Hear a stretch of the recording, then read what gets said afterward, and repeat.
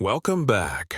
Today, we're going to talk about two controversial stories as they make headlines. But before we get started, don't forget to like this video and subscribe to the channel for more updates on British news. Our first piece of news.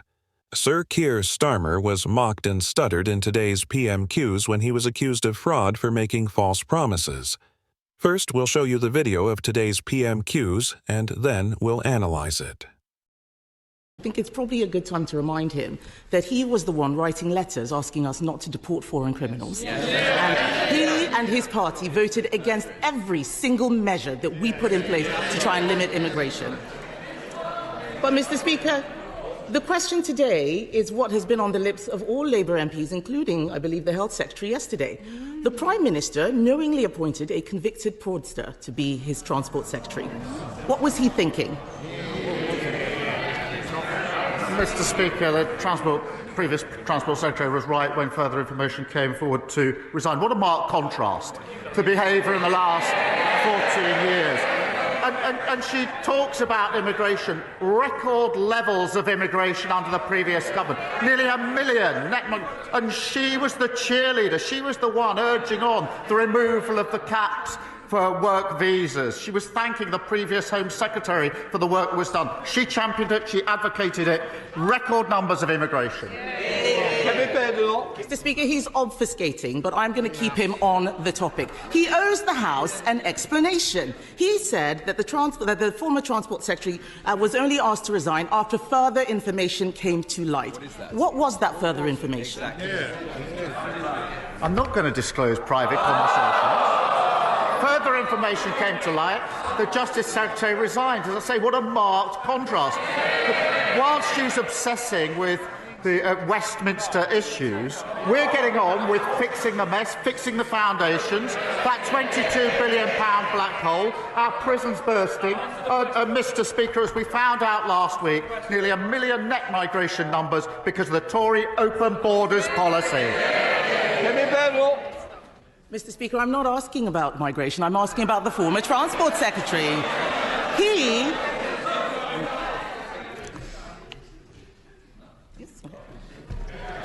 never answers any questions. He never answers any questions. And it looks like he didn't ask his Transport Secretary any questions either. The truth is, he appointed a person convicted of fraud to the Cabinet. The first thing she did was bung hundreds of millions of pounds in pay rises to her trade union friends. Wasn't this a fraud on the British people? No, Mr. Speaker, she says she's not talking about immigration. I'm not surprised. And I advise her and all of them not to talk about the economy or immigration for another 5 years. Mr. Speaker, he can try and change the topic as much as he likes, but the public are watching. He owes them an explanation. The country needs conviction politicians, not politicians with convictions. Now on to an even bigger fraud.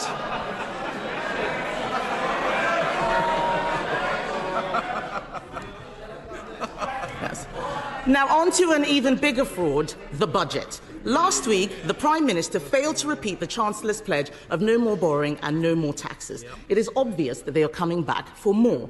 In his manifesto, he committed to making Britain the fastest-growing economy in the G7. Does he stand by his own pledge? Recently, Sir Keir Starmer has been warned of an impending migrant crisis, as French Prime Minister Michel Barnier, known for his Brexit criticisms, faces a no-confidence vote today. French Interior Minister Bruno Retailleau has predicted a $624 million funding gap by 2025, which could prevent the government from paying police who patrol the Channel in northern France. These officers, including the French Gendarmerie and Police Nationale, play a critical role in stopping migrants from crossing to Britain. Retailleau warned that if the 2024 budget is not renewed for 2025, it could result in a €751 million shortfall, leaving police unpaid and halting the construction of new gendarmeries and police stations. This stark warning coincides with today's no-confidence vote against Barnier's government, which is on the brink of collapse after invoking Article 49.3 of the French Constitution to pass a social security budget without parliamentary approval. A successful vote would mark the first such governmental fall since 1962. The contentious budget seeks to address France's growing public deficit through £50 billion in tax increases and spending cuts. Critics fear the funding gap might compel Britain to contribute more financially, especially as French officials anticipate favorable negotiations with the Labour Party. Robert Bates, research director at the Centre for Migration Control, criticized France's handling of the crisis, accusing them of worsening the Channel situation by escorting migrant boats into British waters while absolving themselves of responsibility. Bates argued that Britain bears the majority of the burden and emphasized that dismantling smuggling operations is futile without robust border enforcement. He advocated for the detention and deportation of unauthorized migrants, adding that European collaboration has failed. He also suggested that France views Britain more as a financial asset than a partner. Meanwhile, political instability in France looms, with far-right National Rally and left-wing coalitions both tabling motions against Barnier's government. Barnier urged MPs to oppose the motion, asserting that the French public desires stability and clarity. Since September, Barnier's minority government has depended on National Rally's support, despite a left-wing alliance's victory in July's snap election. However, Marine Le Pen, leader of National Rally, claimed the French people are fed up, blaming Barnier for worsening conditions instead of delivering the expected improvements. Barnier, who gained notoriety as the chief Brexit negotiator, is remembered in the UK for his combative style, which frustrated many British officials.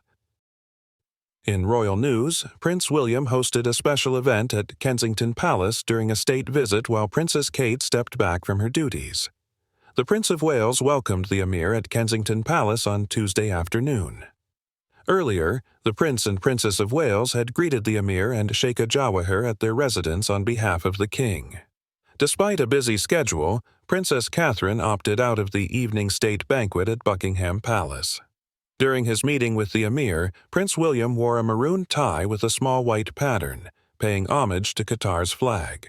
He also showcased his growing full beard. At Horse Guards Parade, the royal couple participated in a ceremonial welcome for the Emir and Sheikha Jawahir. Princess Kate complimented William's gesture with a maroon coat dress by Sarah Burton for Alexander McQueen and a matching Sahar millinery hat.